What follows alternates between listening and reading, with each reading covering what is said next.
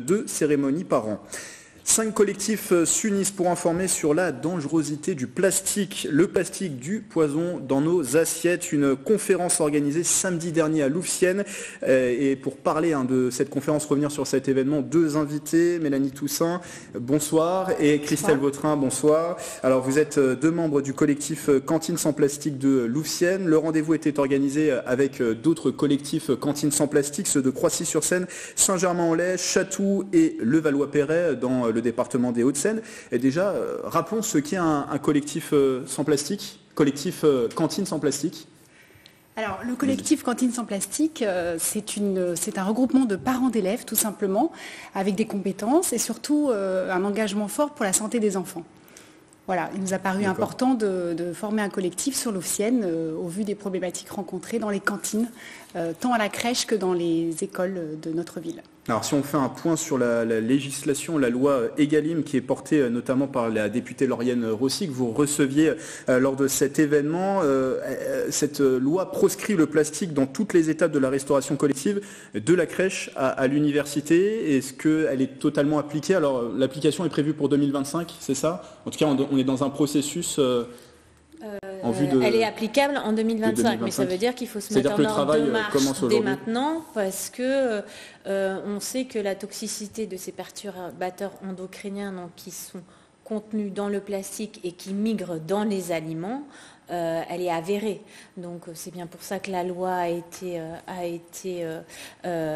éditée et qu'il faut la mettre... Enfin, les marchés sont maintenant, donc c'est maintenant qu'il faut se mettre en ordre de marche, en fait. Alors, je précise juste par rapport à ce qui s'est affiché, vous êtes bien Christelle Vautrin et non Mélanie Toussaint. Mélanie Toussaint est à ma gauche. Voilà, juste une petite précision. Du coup, pourquoi s'unir? Là, il y avait 5 collectifs réunis samedi. Pourquoi s'unir contre le plastique, justement, Mélanie Toussaint? Alors, pourquoi? Parce qu'en fait, on est des collectifs de parents, souvent peu nombreux au regard de tous les parents concernés dans les communes, avec les enfants scolarisés.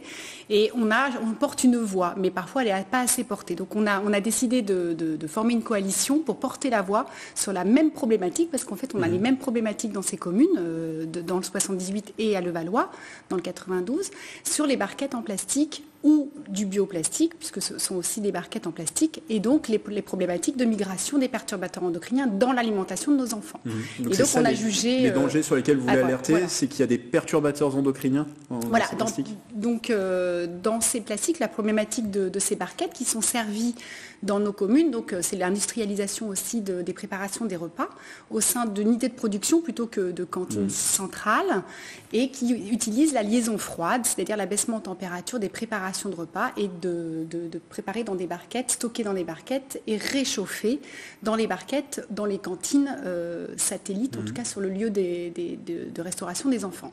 Et en fait, on avait les mêmes problématiques, on a les mêmes problématiques.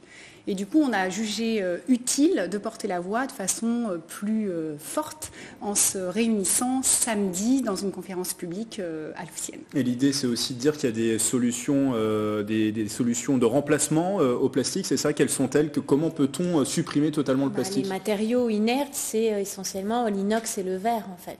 Parce que ce qui est mis dans la loi aussi, c'est que c'est les plastiques de toute origine, en fait, qui sont à proscrire. Aussi bien d'origine pétrolière que d'origine de la biomasse à base de cellulose. Il y a toujours une couche de plastique pour faire l'étanchéité. Donc c'est présenté comme une solution par les industriels, ces barquettes de cellulose, mais ce n'en est pas une en fait. C'est vraiment l'inox et le verre qui sont à privilégier, et plus particulièrement l'inox pour tout ce qui est aliments réchauffés, et pour les biberons par exemple, ce serait plutôt du verre.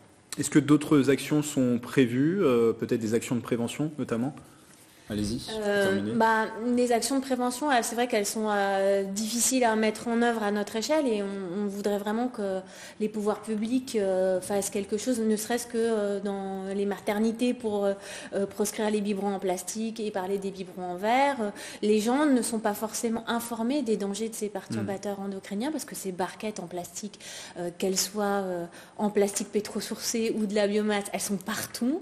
Les dangers sont partout, et nos enfants, et particulièrement dans la tranche 0-3 ans, sont très sensibles à ces molécules toxiques. Donc il est temps d'agir maintenant. Agir maintenant. Merci d'être venu en parler en plateau. On retrouve toutes les actualités sur le collectif Sans Plastique, collectif Cantine Sans Plastique au niveau France sur le site internet qui s'affiche, et aussi une page Facebook pour l'antenne de Louvciennes qui existe. Merci à vous deux. Bienvenue tous les autres collectifs du 78 s'ils nous entendent. Très bien.